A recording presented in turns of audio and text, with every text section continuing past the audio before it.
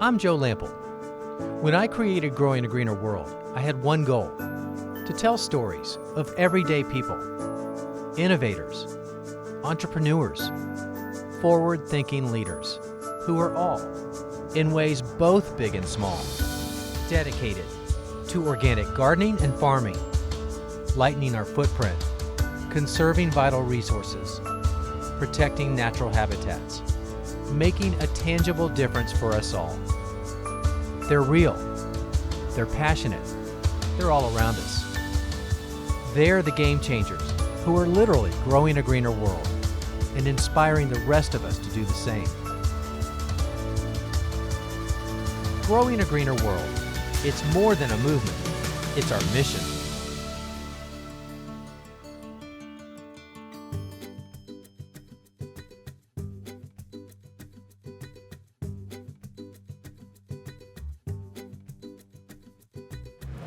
Yeah, that is awesome. According to a recent survey by the National Restaurant Association, locally sourced food is the hottest culinary trend in America today. And that's no surprise to us. But Americans are demanding more sustainable food choices, which is causing restaurants and other food companies to find new ways to meet those demands. And many forward-thinking companies and restaurants are finding answers close to home, like right here at Milton's restaurant, where the farm is literally on the property.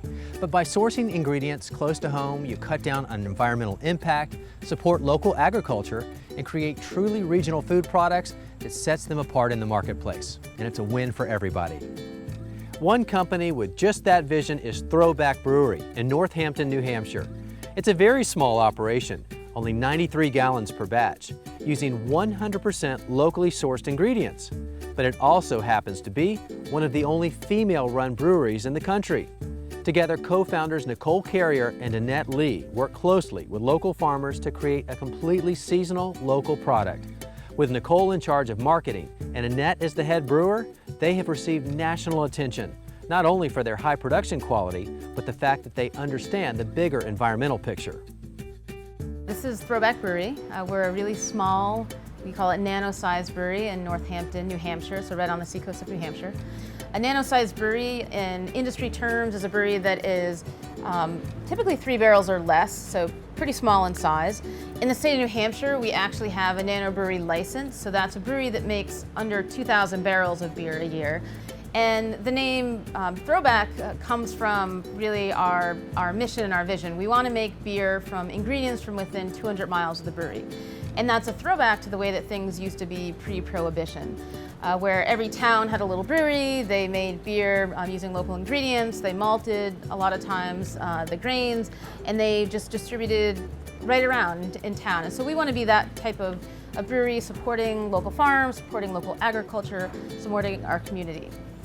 And part of the reason why we do that is, well, might be a selfish one, but we think beer tastes better using the freshest of local ingredients.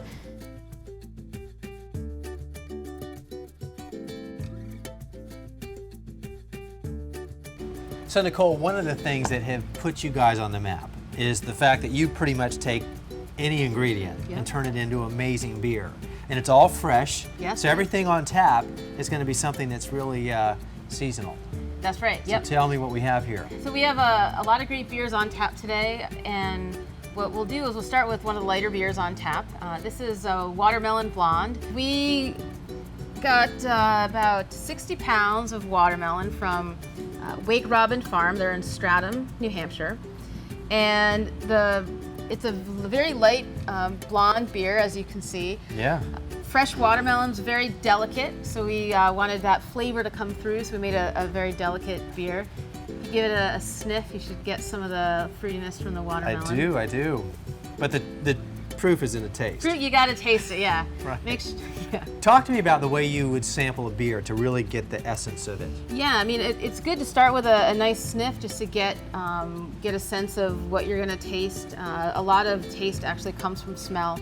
Unlike wine, you can't just swish it around and spit it out, because beer has a lot of bitterness in it.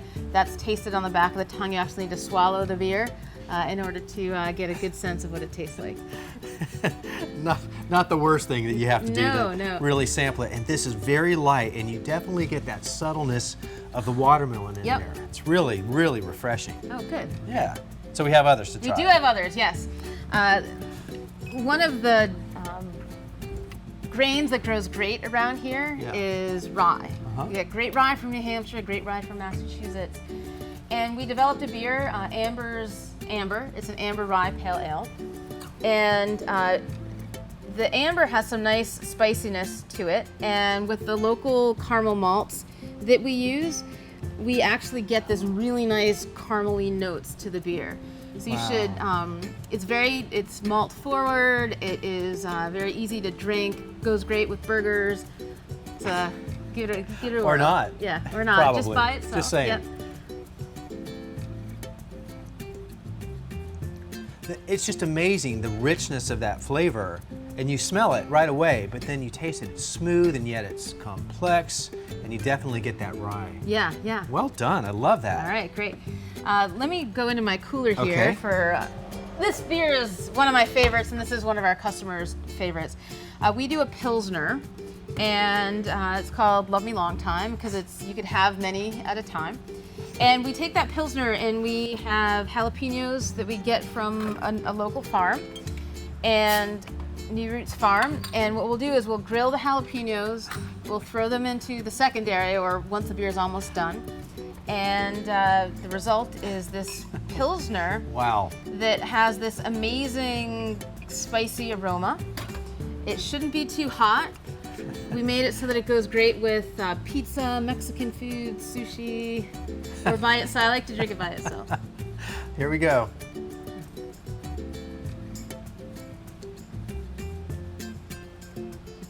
That is incredible.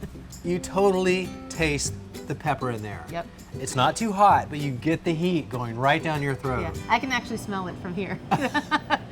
A nice burn in a good way. Yeah, yeah. That's amazing. Very cool. I started brewing about 13 years ago. I was home brewing. I had some friends at work that brewed a lot, and I was hanging out with them. One of my buddies hosts a beer fest every year at his house. I went to that, and it was just amazing to learn about all these new styles of beer. So I took that and just started brewing at home, and I loved that creativity side of it. I love the science behind brewing. You know, as an environmental engineer, I do a lot of process engineering, and it just was really compatible with brewing.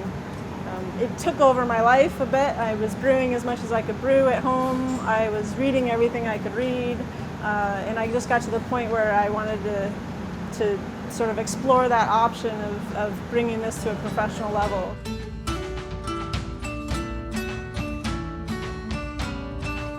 So when you're touring a nano-brewery, it doesn't take long to take the tour, right? No, you can pretty much do it from your seat. Yeah, if you're lucky.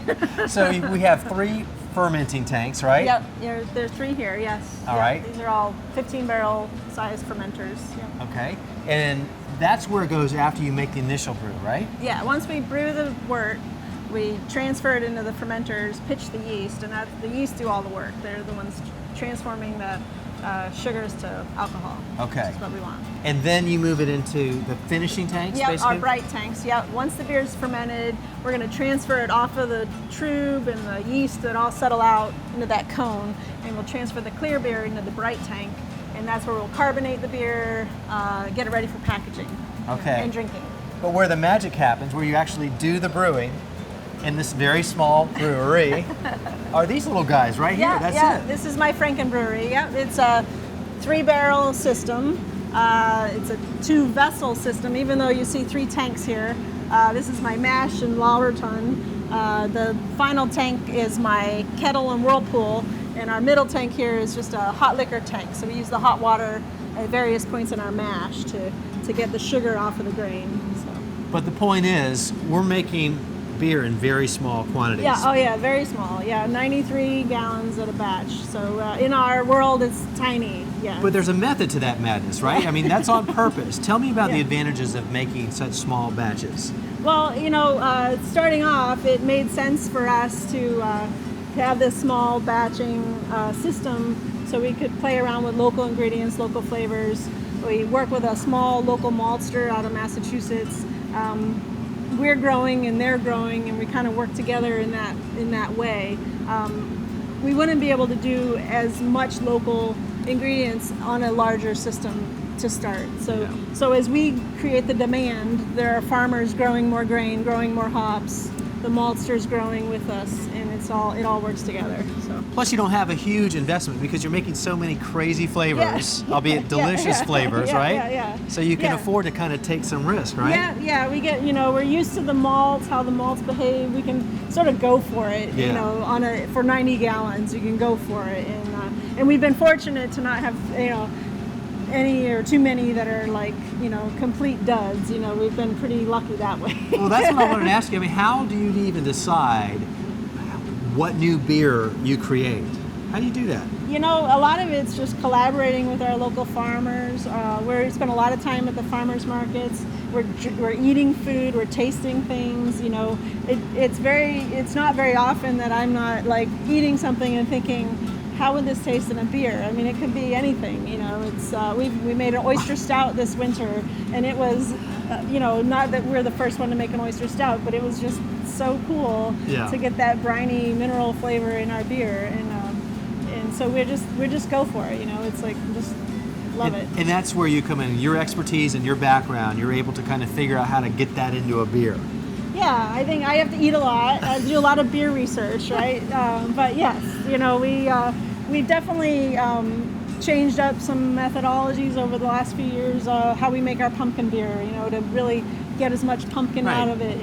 And we've been able to do that on this small scale.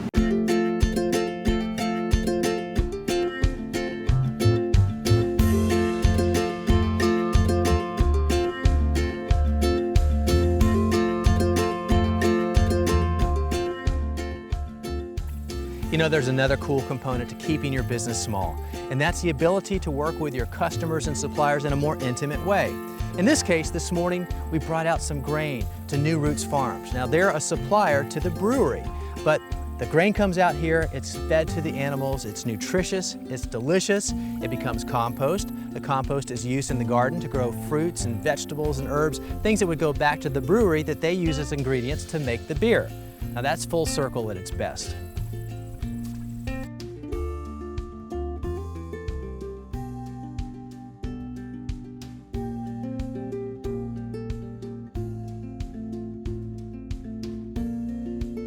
Meet Michael Phillips. He's the owner of Heartsong Farm in Groveton, New Hampshire, and the author of several books and videos on growing fruit and orcharding. Michael is a well-respected authority in the sustainability world and has been teaching and growing fruit on 5 of his 58 acres for decades. But Michael has a very different approach than most orchardists or farmers. He has a knack for taking horticultural research and integrating it with an intuitive, ecological perspective. For Michael, it's all about managing within the current ecosystem of the land, looking at the land as a whole, and letting Mother Nature do its magic too. And the result? Incredible flavor. What I do here is work with the health of the ecosystem, the health of the trees, the health of the soil. And this is all about the biology. It's a whole new way of thinking about how we raise our food, how we grow that fruit out there in that ecosystem, which is subject to all sorts of disease pressures, pests come on the scene. But when we work with health from within, it's a whole new game. So you will hear people use words like eco-ag or low spray or biodynamic when growing fruit. And there's good in all that. The hot buzzword today is organic. But what I'm doing here is beyond organic. It's holistic. It's working with the health of the tree, the system, the inner plant metabolism. But what results is an apple that is so flavorful, or a peach, or a cherry, what have you. But because the fruit lives in that ecosystem, deals with the reality of disease and pests, it produces phytochemicals. That's its immune function. But that also has relevance to us, both in the nutrient density of the fruit, how our bodies can use those same good ingredients as part of warding off disease here, and absolutely in the flavor, in what you get to eat. And when you eat a healthy apple grown in the living soil system, it's like a whole nother fruit compared to what you get in the supermarket. You know, every orchard site is different. Every backyard orchard, every commercial orchard. It's new pests, other diseases. Every season changes with the weather. But people have to know the fundamentals. They have to know the points of vulnerability of pests. They have to know the launching pads of where disease comes from and how they can subsequently stimulate the immune function of the plant. The more I share that, the more people can experience the magic of letting nature and biology grow the fruit for them.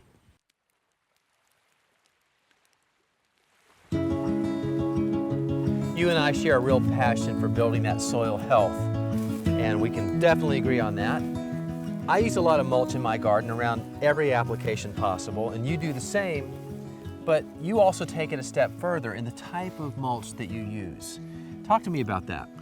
Well, these are trees, and what I'm trying to do is emulate the soil conditions found on the edge of the forest. So I'm not saying plant your trees on the edge of the forest, but I want to look at what are the kind of fungal foods, what are the kind of fungi that thrive on the edge of the forest. And it's all about what happens on the edge of the forest. Branches fall, leaves fall, raspberry canes fall over and decay.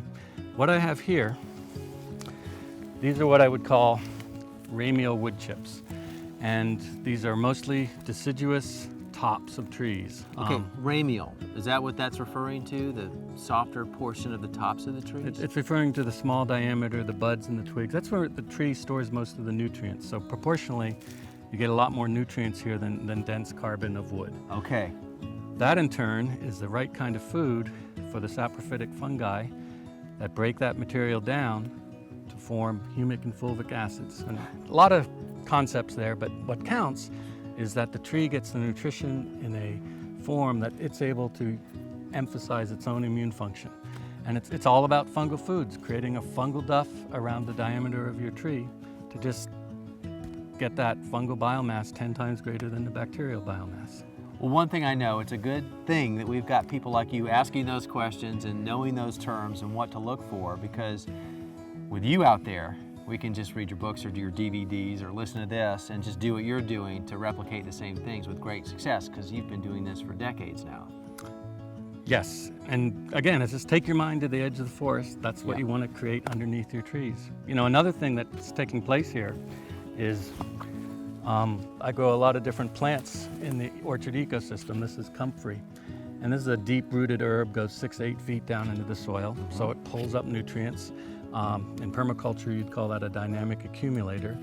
When these stalks fall over and this decomposes, those nutrients are now available to the biology and thus to the tree feeder roots.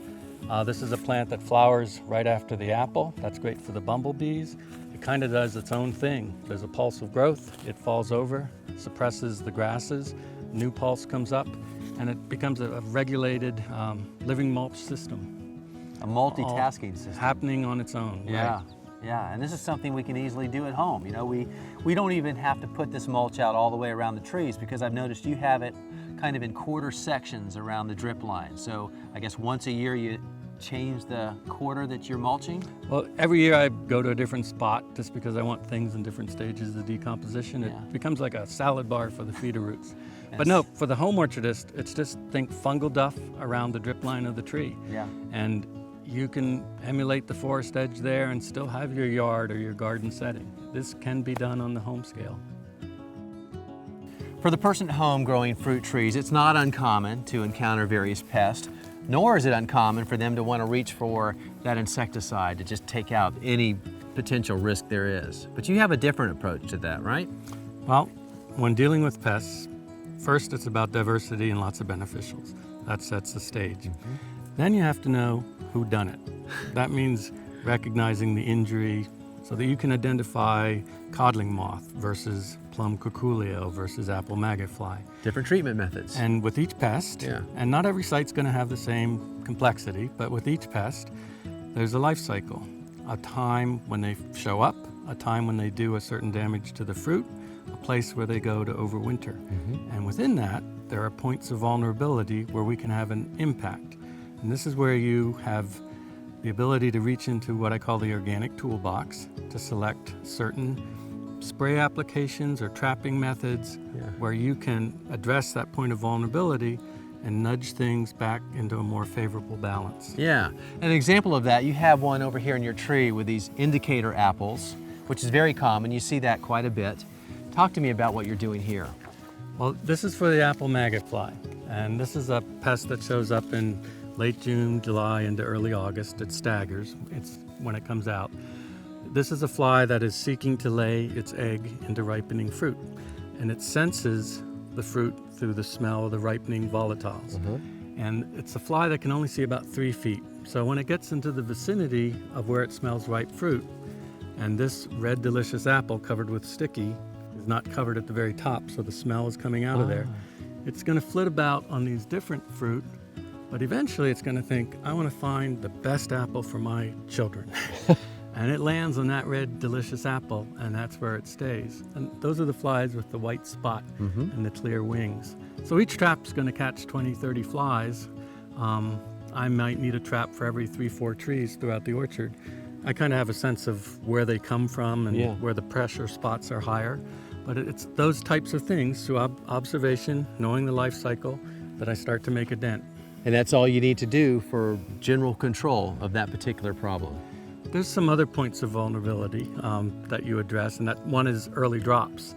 And within 3 to 9 days, those larvae get out of the fruit into the soil. So if twice a week you pick up the fallen fruit that comes early in August, early September, you're preventing them from getting into the soil. Simple enough, but you just have to know what's going on. Sanitation is huge.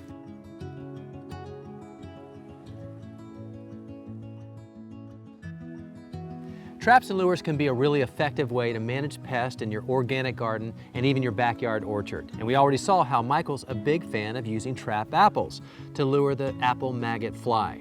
Now, they're a very common pest in your orchards, and they're found all over the country, and there's a simple way to deal with them. Now, we saw how Michael used those apples, but they're really easy to make and they cost next to nothing. So let me just show you how to do that. Now, the key to this is to use an apple that's riper than anything currently growing on the tree. So go to the grocery store, buy a ready-to-eat apple, and use that as your lure.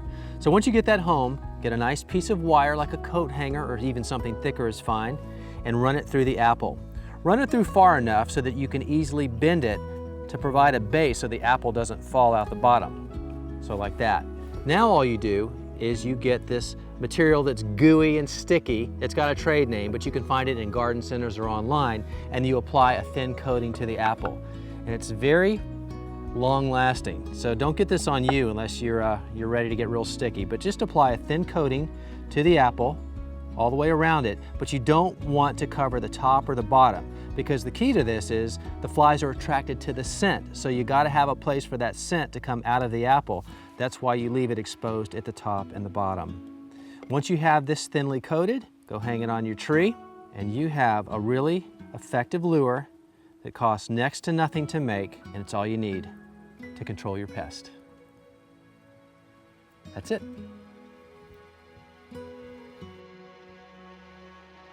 Well, I hope today's episode was an eye-opener to many of you that there is a whole new world of flavors out there that could be growing right in your own backyard.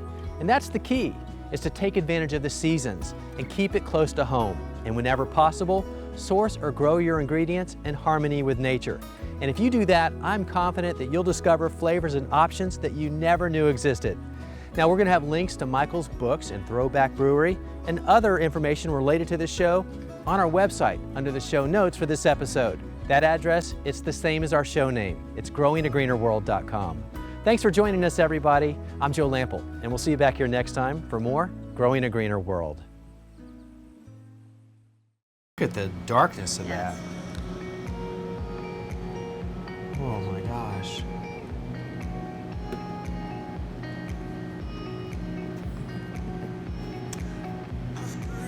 I'm drinking the wrong beer at home because the flavor that's coming out of this is unbelievable. I mean, you totally, even if you didn't tell me what was in here, I could tell you what is in here. Yeah, yep. That is amazing. Nice. All right, and we'll do, this is the grand finale here. We have this beer that we do